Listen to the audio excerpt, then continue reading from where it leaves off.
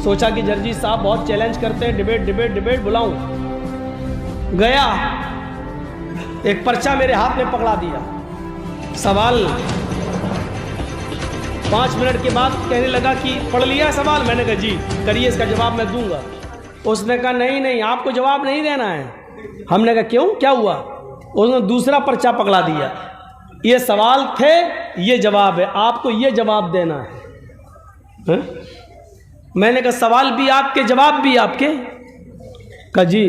मैंने कहा मेरा फायदा? बोला 10,000 रुपये दे दूंगा बाद में।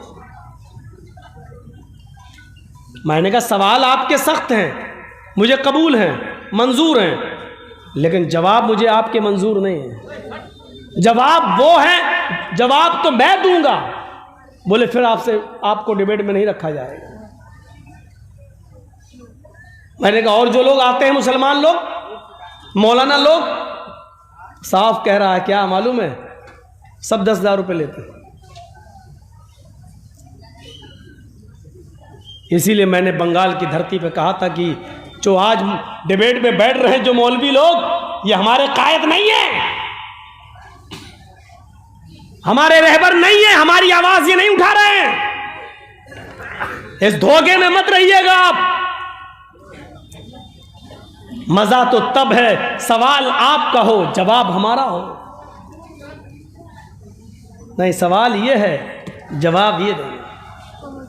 उसमें एक सवाल 3 तलाक के ऊपर भी था, और ये भी कहा गया था कि आप तो अहले हदीस हैं, आप तो 3 तलाक को 3 मानते ही नहीं, तो आप इसका जवाब दीजिए और बताइए कि मोदी ने जो कानून बनाया है बहुत अच्छा। मैंने कहा वो हमारा पर्सनल मसला है, 3 तलाक 3 या 1 ये हमारे घर की लड़ाई है, लेकिन इसके जवाब में आप ये हमसे कहलवा रहे हैं कि मोदी जी ने बहुत अच्छा किया।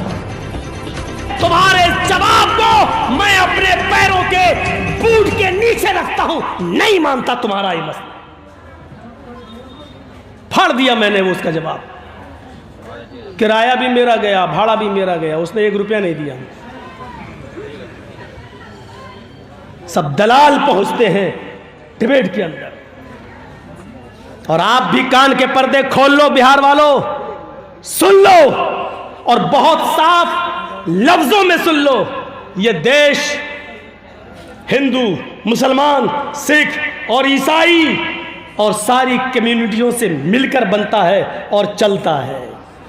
अगर इस मुल्क के अंदर कोई हिंदू हिंदू हिंदू हिंदू चीखेगा तो ये देश बर्बाद हो जाएगा, और कोई दूसरा उसके अपोजिट आकर मुसलमान मुसलमान मुसलमान, हमारा हक, मुसलमान का हक, मुसलमान मुसलमान मुसलमान चीखेगा, तब भी यह देश बर्बाद हो जाएगा।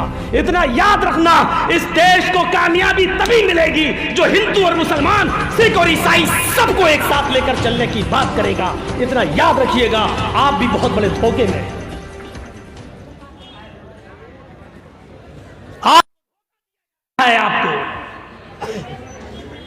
आपको अंधेरे में रखा जा रहा है।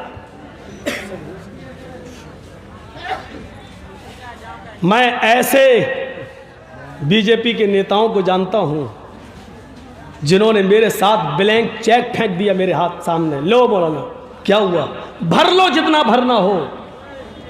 मैंने कहा क्या हुआ? कहने लगे मोदी को इतनी गाली दो, इतनी गाली दो। हमने क्या मतलब?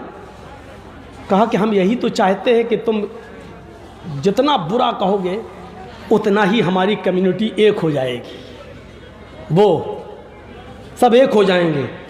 मैं तो हिल गया, मैंने कहा अरे बाप रे, अरे अल्लाह, ये इनकी प्लानिंग होती है, ये प्लानिंग, यानी गाली देने के लिए पैसे दिए जा रहे हैं। ये सूरत हाल पैदा हो रही है। इतनी गंदी हो गई है सियासत, इतनी गंदी हो गई है राजनीति। इसलिए याद रखो मेरे भाइयों, ये देश सिर्फ हिंदू हिंदू कहकर नहीं चलेगा, सिर्फ मुसलमान मुसलमान कहकर नहीं चलेगा। सारी पार्टियों ने हमें लूटा, इसमें कोई शक नहीं, हमारा कोई नहीं, इसमें कोई शक नहीं। हम किससे उम्मीदें रखें?